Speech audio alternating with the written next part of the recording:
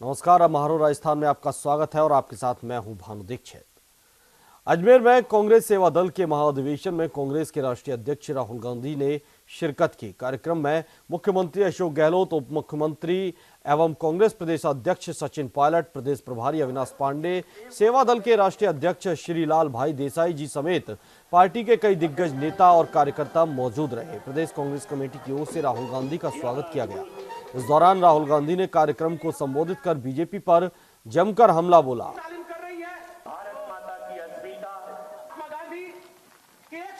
आपने सरकार बनने के बाद जो निर्देश हम लोगों को दिया, मुख्यमंत्री जी को दिया, हमको दिया, उन सभी आदेशों की पालना हो रही है। कांग्रेस का जो जन घोषणा पत्र था उसको समय से पहले हम लोग कारगर तरीके से जमीन पर लाकर जनता के सामने प्रस्तुत हुए हैं। इससे कांग्रेस पार्टी के कार्यकर्ताओं को बल मिला है और मैं आपको विश्वास दिलाता हूं कि राजस्थान में जब लोकसभा के चुनाव होंगे तो जितनी सीट 2009 में हम लोग जीत कर आए थे उससे ज्यादा सीट जीत कर आएंगे। जहां पर आज हम विराज रहे हैं, ये अजमेर में बाई इलेक्शन हुआ, यहाँ पर रघु शर्मा जी आज हमारे जो कैबिनेट के साथी हैं यहाँ से चुनाव जीत कर गए। अजमेर की जनता को उन्हें धन्यवाद देता हूं। लेकिन 2 बाई इलेक्शन हम जीते थे, अब 23 की जगह है। अगले लोकसभा चुनावों में कांग्रेस, सेवा दल, महिला कांग्रेस, एनएसयूआई, यूथ कांग्रेस, हम सब मिलकर यहाँ से बीजेपी का सफाया कर देंगे और नफरत करने वालों को घर भेज देंगे। ये संकल्प लेकर आप लोग यहाँ से जाएं। मैं बहुत धन्यवाद करता हूँ राहुल जी का। एक तरफ आरएसएस, बीजेपी और दूसरी तरफ कांग्रेस पार्टी की विचारधारा, वो नफरत फैलाते हैं। वो सुबह उठकर हाफ पैंट पहनकर लाठी उठाते हैं और हम देश को जोड़ने का काम करते हैं। हम प्यार और मोहब्बत से काम करते हैं। ये बेसिक फर्क।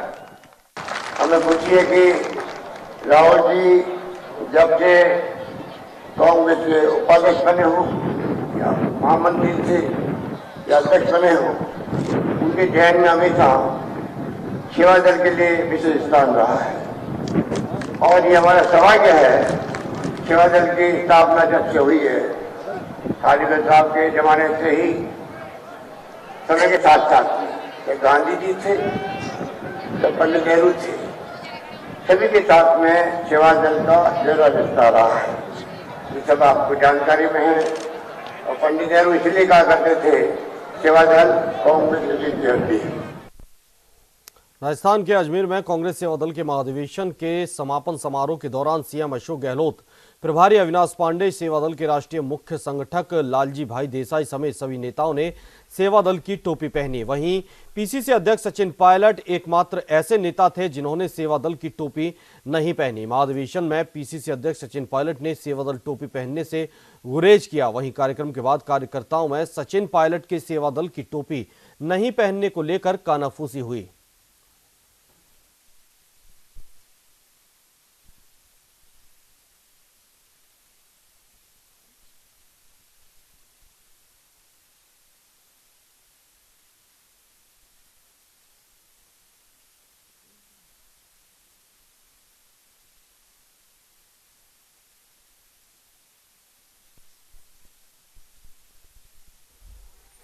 रॉड वाड्रा से ईडी की पूछताछ के मामले को लेकर केंद्र सरकार द्वारा गांधी परिवार को धमकाने और जबरदस्ती परेशान करने के आरोप पर बीजेपी अध्यक्ष मदन लाल सैनी ने सफाई दी है। सैनी ने कहा कि भले ही केंद्र में बीजेपी की सरकार हो, लेकिन इस मामले में सरकार का कोई रोल नहीं है, कानून अपना काम कर रहा है।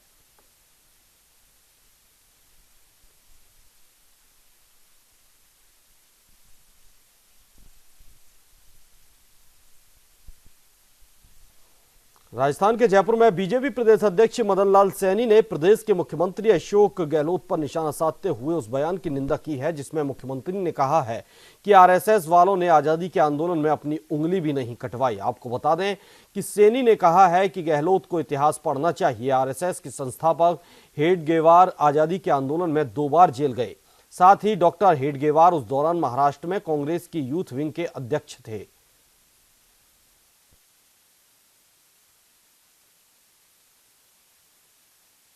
अजमेर में कांग्रेस सेवा दल के कार्यक्रम के बाद कांग्रेस अध्यक्ष राहुल गांधी के आरएसएस पर नफरत फैलाने वाले बयान पर सियासत तेज हो गई है। बीजेपी के राजस्थान अध्यक्ष मदन लाल सैनी ने जयपुर में पत्रकार वार्ता की। इस दौरान सैनी ने कांग्रेस पर जमकर हमला बोला।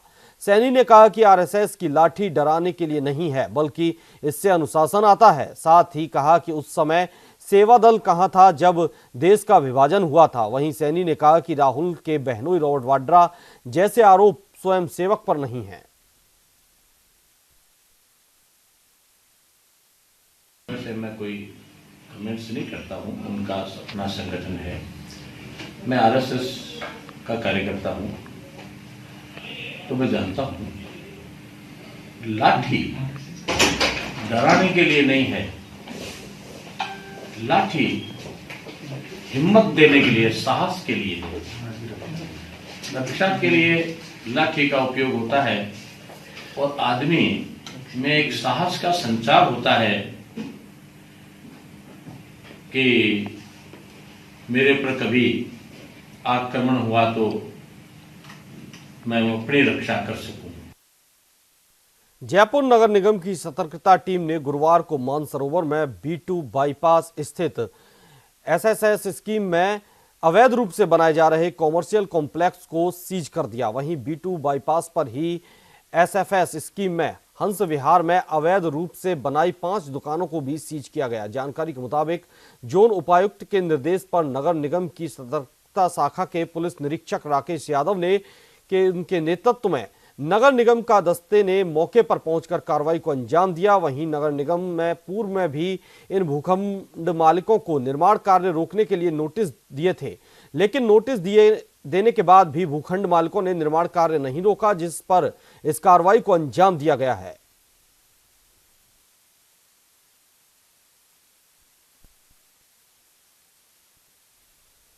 सीएमएचओ प्रथम नरोत्तम शर्मा के निर्देश पर जयपुर के आदर्श नगर स्थित साकेत कॉलोनी में साईं की दुकान पर कार्रवाई की गई। कार्रवाई के दौरान सेंट्रल टीम को मौके पर खराब सब्जियां, अप्राकृतिक रंग मिला। टीम ने मौके पर तैयार 200 किलो मटर को भी नष्ट किया। वहीं सूखे खराब 700 किलो मटर जब्त कर मौके से सैंपल लिए गए। बता दें कि दुकानदार राजा पार्क के ढाबों और होटल में सब्जी सप्लाई का काम करता था।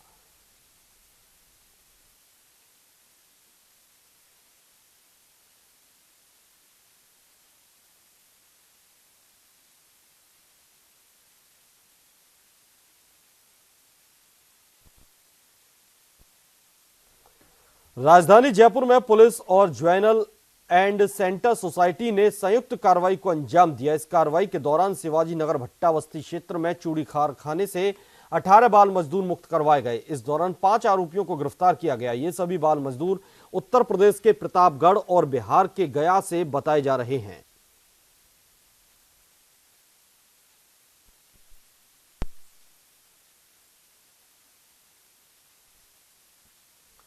राजस्थान की राजधानी जयपुर के सांगानेर थाना इलाके में बुधवार देर रात आपसी रंजिश को लेकर कुछ बदमाशों ने एक घर के बाहर खड़ी कार में आग लगा दी।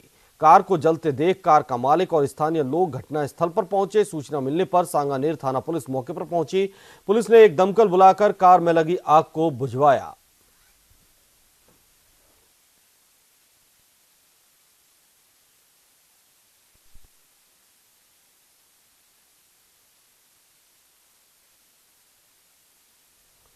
पाली में इनकम टैक्स विभाग ने शहर के रेलवे स्टेशन स्थित शिवाजी नगर में एक मेडिकल की दुकान पर छापा मारा। इस दौरान दुकान से इनकम टैक्स विभाग के स्थानीय अधिकारियों ने दस्तावेज बरामद कर उनकी जांच प्रारंभ की। सूत्रों के मुताबिक इस दुकान से लगातार इनकम टैक्स विभाग को गड़बड़ियों की शिकायतें मिल रही थीं, जिस पर दुकान पर छापामार कार्रवाई की गई और दुकान को सील कर दिया गया।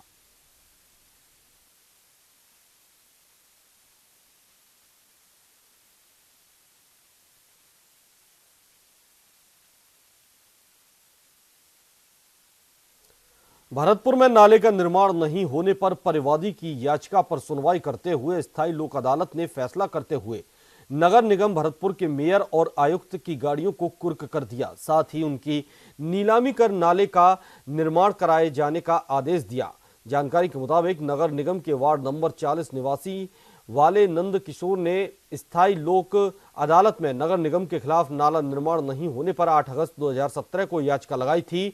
उसके क्षेत्र में नाले का निर्माण नगर निगम द्वारा नहीं कराया गया है, जिससे वहां जल भराव की समस्या बनी रहती है, जिस पर आज स्थायी लोक अदालत ने नगर निगम के मेयर और आयुक्त मान सिंह मीणा की गाड़ियों को कुर्क करने का आदेश दिया।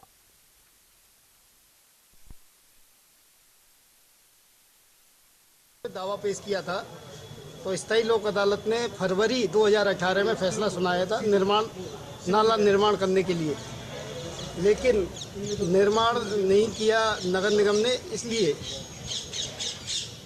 इन्होंने इजराई पेश की सिविल न्यायालय के यहाँ। सिविल न्यायाधीश ने आज कुर्की वारंट दोनों गाड़ियों को, नगर निगम मेयर की गाड़ी और ये कमिश्नर की गाड़ी को कुर्क करने का आदेश दिया है। उस आदेश की पालना में आज मैं इन दोनों गाड़ियों को कुर्क करने यहाँ आया हूँ। राजस्थान के भरतपुर में गुरुवार को व्यावसायिक प्रशिक्षकों ने भाजपा की महिला नेता शीला सिंह के नेतृत्व में जिला प्रशासन को ज्ञापन सौंपा।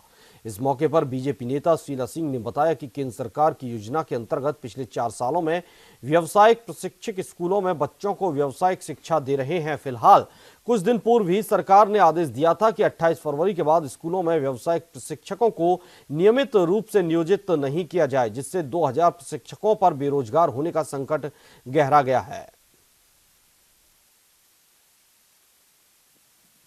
एक योजना है जो कि केंद्र सरकार की योजना है। पिछले 4 साल से हम लोग काम कर रहे थे और अचानक ही 2 दिन पहले ही सरकार ने घोषणा करी कि 28 फरवरी तक ये लोग काम करेंगे और उसके बाद उनको काम से हटा दिया जाएगा।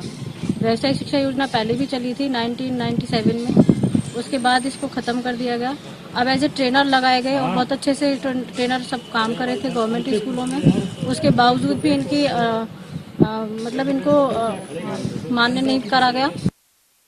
राजस्थान के झालावाड़ में हुई ओलावृष्टि और तेज हवाओं से फसलों को हुए भारी नुकसान को लेकर बीजेपी मैदान में कूद गई है। इसी के चलते गुरुवार को झालावाड़ मिनी सचिवालय पर भारतीय जनता पार्टी पदाधिकारी और कार्यकर्ताओं ने प्रदर्शन किया और जिला कलेक्टर को ज्ञापन सौंपकर शीघ्र मुआवजा देने की मांग की और कहा कि अगर किसानों को जल्द से जल्द मुआवजा राशि वितरित नहीं की गई तो उग्र आंदोलन किया जाएगा।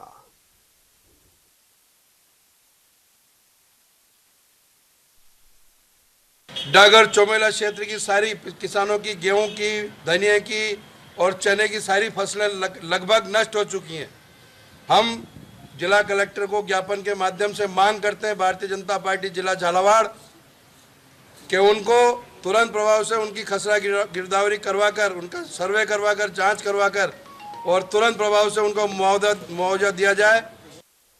बाड़मेर में बाड़मेर परिषद ने बाड़मेर कलेक्टर कार्यालय के आगे शिक्षा मंत्री गोविंद सिंह डोटासरा का पुतला फूंका। दरअसल अखिल भारतीय विद्यार्थी परिषद ने कांग्रेस सरकार की ओर से प्रदेश के विद्यालयों में मातृ पितृ पूजन दिवस के आयोजन पर लगाई गई रोक को माता पिता का अपमान करने वाला कदम बताया। भाजपा सरकार में वैलेंटाइन डे की बजाय विद्यालयों में मातृ पितृ दिवस मनाए जाने की परंपरा शुरू की गई थी।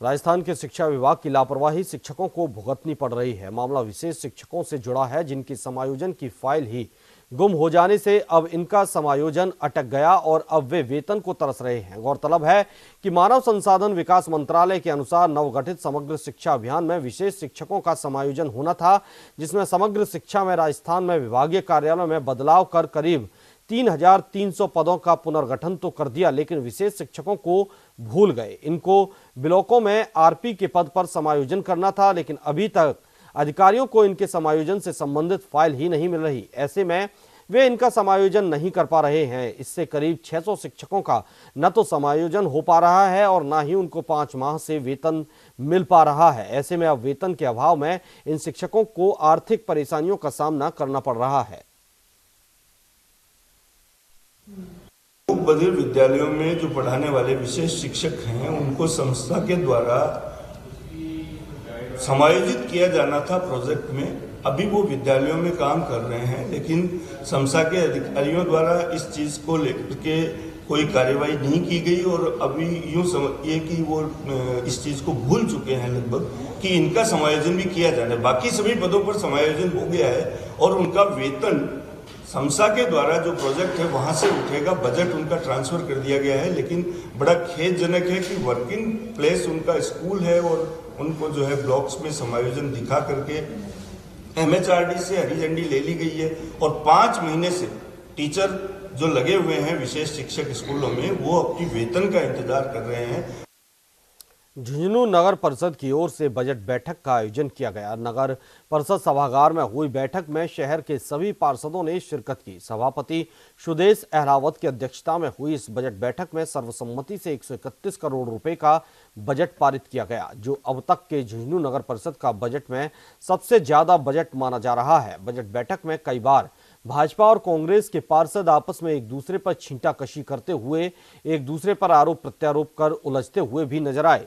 लगभग 2 घंटे चली इस बजट बैठक में शहर की समस्याओं के ऊपर चर्चा की गई। वहीं विकास के लिए नगर परिषद की बैठक में 131 करोड़ रुपए का बजट पारित हुआ।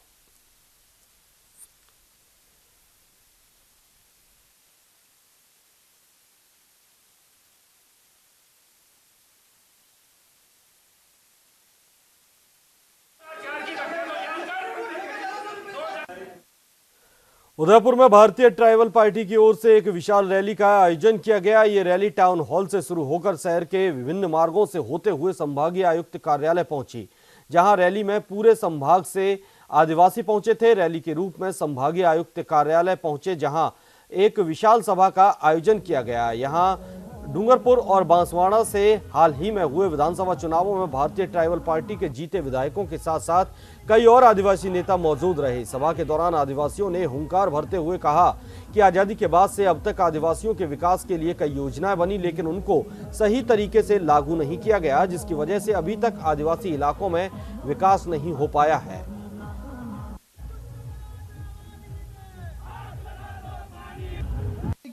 क्योंकि अपने परिवार में सिस्टम रहे આપણે સોરા થોડોક થાય સો अलग निकली जाए नहीं निकली जाए नानो को गैर माडेक नहीं माने। तो यही स्थिति है, उन लोगों ने मजबूर किया तो उन्होंने कहा बात तो सही है आपकी। आज सभी कहते हैं कि ये लोग जातिवाद करते हैं। यार हमारे समाज की बात करना, समाज के मुद्दे उठाना, संवैधानिक प्रावधान है जो उनको लागू कराने की बात करना, इसमें क्या जातिवाद आती है? मैं उन जाति का विरोध करता हूं। एक जाति बनी है जो भ्रष्टाचार है, उसमें आदिवासी भी है, ब्राह्मण भी है, बनिया भी है, सभी हैं। उस जाति का विरोध करता हूं, उसका नाम है भ्रष्टाचार। और हमारे इलाके में ये सभी लोग मिलके, इसमें हमारे नेता भी हैं, सभी लोगों ने मिलकर एक नई जाति बनाई है। उस जाति का विरोध करते हैं हम, किसी जाति विशेष का विरोध नहीं करते हैं। ये सिस्टम जो बना है, आज ये TSC है, उससे संचालित कई छात्रावास चलते हैं। मैं भी एक विधायक बनने के बाद चेक करने नहीं गया था, उस छात्रावास में पढ़ के आया था मैं, तो मैं देखने गया था। तो वहां जाते ही लड़के रोने लगे, वहां जाते ही लड़के रोने लगे कि हमको खाना नहीं देते हैं।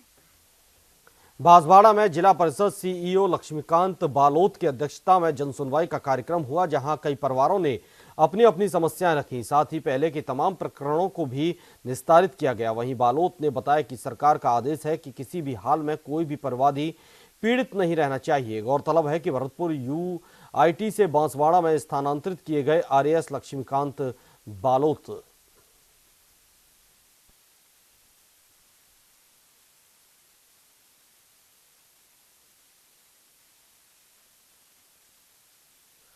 धौलपुर में केंद्र सरकार की ओर से केंद्रीय विद्यालय की सौगात देकर जिले में शिक्षा के प्रति एक नया आयाम जोड़ा गया है। वहीं अब इस विद्यालय के संचालन के लिए नए भवन का आज शिलान्यास किया गया, जिसके तहत एक समारोह में केंद्रीय विद्यालय की भूमि का पूजन किया गया और शिलान्यास पट्टिका का अनावरण हुआ। कार्यक्रम में मुख्य अतिथि के रूप में मौजूद धौलपुर करौली सांसद मनोज राजौरिया ने बताया कि पूर्व मुख्यमंत्री वसुंधरा राजे और झालावाड़ सांसद दुष्यंत सिंह के सहयोग से प्रधानमंत्री नरेंद्र मोदी ने धौलपुर की जनता और बच्चों को ये सौगात दी है। ये भवन करीब 9.37 एकड़ भूमि में प्रस्तावित है, जो करीब 29 करोड़ की लागत से बनाया जा रहा है।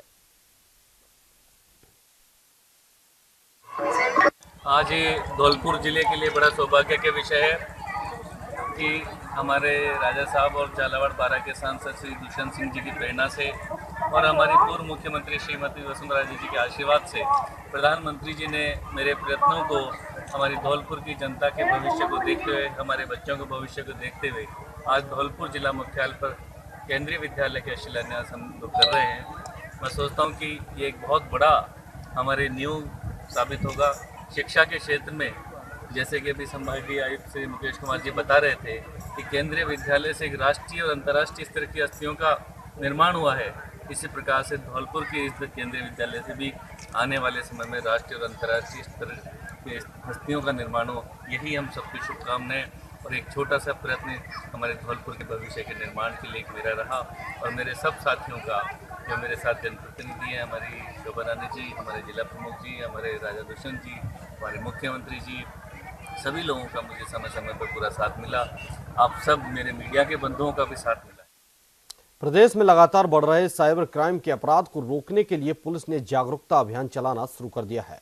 जयपुर के चौमू में थानाधिकारी जोगेंद्र सिंह राठौड़ की अनूठी पहल के तहत हर एटीएम बूथों पर पंपलेट लगाकर आमजन को जागरूक किया जा रहा है। पंपलेट में एटीएम ठगी की वारदातों पर अंकुश लगाने और एटीएम बूथों पर असामाजिक तत्वों के लोगों से सावधान रहने के लिए जागरूक किया गया।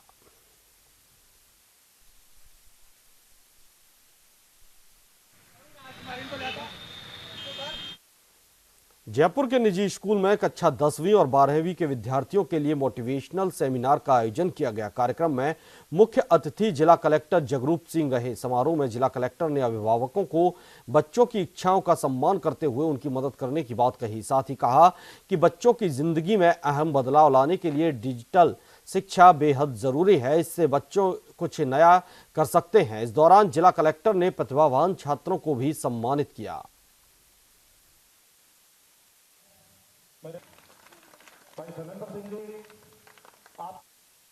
राजस्थान प्रदेश भर में गिरते भूजल और पानी की भयंकर कमी को लेकर पिछले 5 साल से राजस्थान सरकार द्वारा सुमेरपुर उपखंड क्षेत्र और तखतगढ़ नगर पालिका क्षेत्र को डार्क जोन एरिया घोषित किया गया था, लेकिन डार्क जोन एरिया होने के बावजूद आज भी लगातार क्षेत्र में हो रही अवैध बोरिंग का कारोबार परवान पर चढ़ा हुआ है। फिर भी स्थानीय प्रशासन इस तरह की अवैध बोरिंग खुदाई रोकने से नजरअंदाज करते दिखाई दे रहे हैं। ऐसा ही नजारा गुरुवार को तखतगढ़ नगर पालिका क्षेत्र में अंधाधुंध चलता दिखाई दिया, जहां तखतगढ़ नगर के मुख्य जल स्रोत तालाब से मात्र 200 मीटर की दूरी के अंदर बोकरा गली में एक ही खाली पड़े भूखंड पर भवन निर्माण के लिए बंद दरवाजे के अंदर ही अवैध बोरिंग खुदाई जोरों पर हो रही है। उपखंड प्रशासन एवं स्थानीय प्रशासन द्वारा नजरअंदाज करने के कारण अवैध बोरिंग करने का ये हौसले लोगों के बुलंद नजर आ रहे हैं।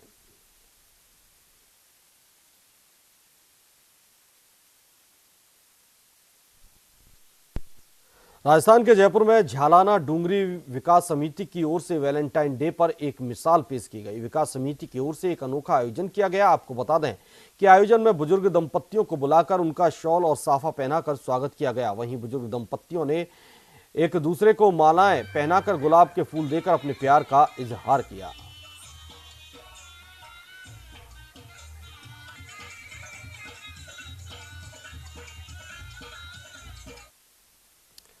चौदह फरवरी यानी कि वैलेंटाइन डे इजहार मोहब्बत के लिए सबसे अच्छा दिन माना जाता है। वैलेंटाइन डे को लेकर युवाओं में खासा उत्साह रहता है। वहीं राजधानी जयपुर में वैलेंटाइन डे कुछ अलग अंदाज में मनाया गया। अमृत ग्रुप की ओर से इस अवसर पर जेके लॉन अस्पताल में मरीजों को फल वितरित किए गए। अमृत ग्रुप के अध्यक्ष राजन सरदार ने बताया कि खुशी बांटने का कोई एक दिन नहीं होता है। वैलेंटाइन डे प्रतीक है प्यार का। उसी प्यार को अस्पताल में भर्ती मरीजों के साथ साझा कर काफी खुशी हुई।